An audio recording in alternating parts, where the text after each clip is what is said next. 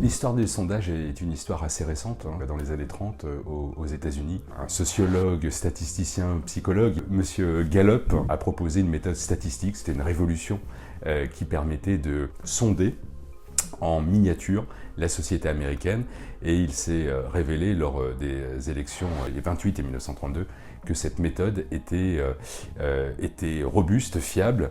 Et l'histoire des sondages en France est née évidemment de cette diffusion, de cette création aux États-Unis. Il faut attendre vraiment l'après-guerre parce qu'il y a une forte réticence à la fois du pouvoir politique, des intellectuels, des syndicats vis-à-vis de cette manière de sonder. On se disait mais tout ça n'est pas très scientifique et puis c'est rempli de biais. Et finalement, le sondage va être instrumentalisé à son tour en France pour s'installer véritablement dans la vie politique française lorsque des syndicats ont trouvé que c'était une manière de contester le pouvoir du général de Gaulle à l'époque. On assiste effectivement à une inflation du nombre de sondages. Pour la dernière élection présidentielle 2017, on avait atteint près de 800 sondages publiés avec des intentions de vote. C'est pas qu'il y a une appétence disproportionnée pour le sondage. Il faut bien voir qu'il n'y a pas de sondage sans commanditaire. Le premier tour se tiendra le 10 avril.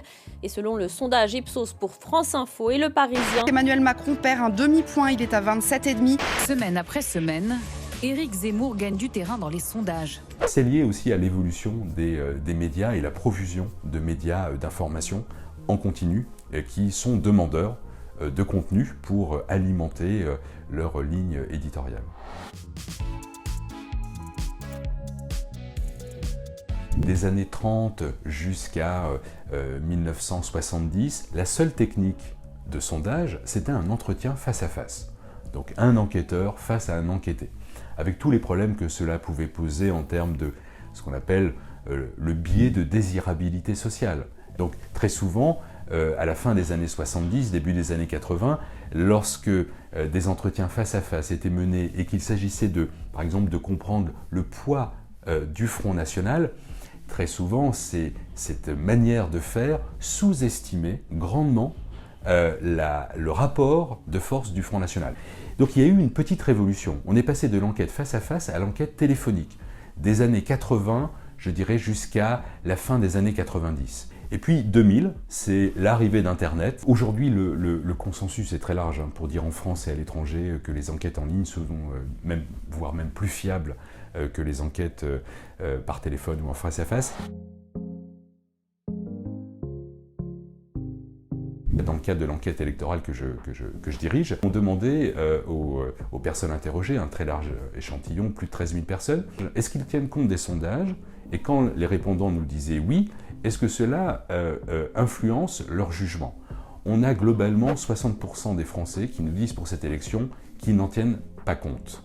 L'électeur indécis peut effectivement considérer que le sondage, c'est un outil qui va l'aider à prendre sa décision. Est-ce qu'il va voter en fonction de ses préférences idéologiques, ou il va se dire l'enjeu est tellement serré que l'appel au vote utile, qui est souvent mentionné par des candidats, prend tout son sens parce que l'écart donné par la multiplication des publications lui donne une réalité. Il se dit oui, tel candidat va peut-être avoir des chances d'être qualifié, tous les sondages le disent, donc ma voix va compter. Il ne faut pas lui donner un rôle disproportionné par rapport à la réalité, mais pour moi c'est une information politique comme une autre. Le risque, effectivement, c'est que l'information, le débat, la discussion politique ne se résume que au sondage. Oui, là on aurait une forme de démocratie de l'opinion publique et qui pourrait perturber le jeu du vote souverain,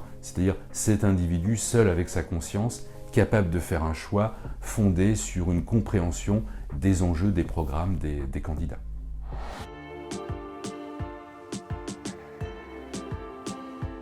On ne peut pas simplement se contenter de suivre une campagne présidentielle par le prisme des seuls sondages. Non, il y a plusieurs d'autres signaux faibles, signaux forts, qu'est-ce qui se passe sur les réseaux sociaux, pour essayer de percer une humeur des citoyens vis-à-vis de l'élection présidentielle.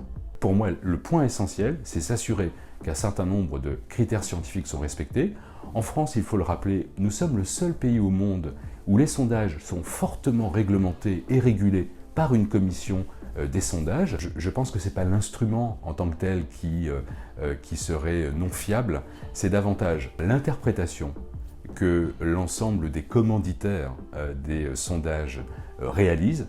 À la place des sondages, que verrait-on émerger dans le débat public? Est-ce que l'on souhaite, j'allais dire, des sondages sauvages, des micro-trottoirs, des interrogations avec un très grand nombre mais sans aucune base scientifique? Donc moi je pense qu'il faut être très prudent.